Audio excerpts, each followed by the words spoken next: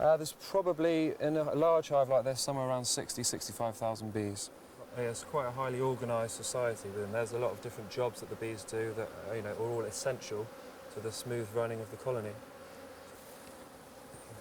So these are called supers, these ones I'm taking off now, and that's where they'll store most of the honey that we take away in these smaller frames. If we just take some of the layers down. And now we're down to what we call the brood chambers, which is deeper combs here, where most of the eggs are laid and the pollen and the honey is stored that they're going to use for rearing the young bees. These capped cells here, that's developing bees in there. They start off as an egg, then they get hatch, turn into a larvae, which is fed huge amounts of bee bread and honey and the like, and then the cell is capped over, and that's when it transforms into a bee, and it will emerge as an adult bee. Well, it's just like a caterpillar pupating, really. It's the same thing. Yeah. It's exactly the same process.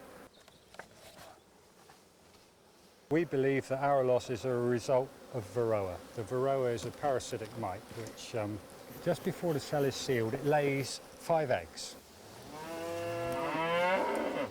The first egg is a male varroa and the other 4 are female varroas, and the male one hatches slightly before the female ones.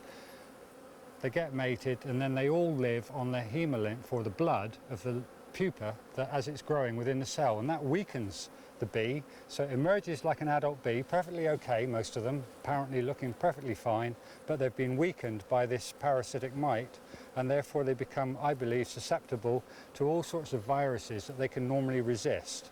That shortens their life. And when your total lifespan is 6 weeks, shorten it by a couple of weeks, it's pretty serious. Yeah.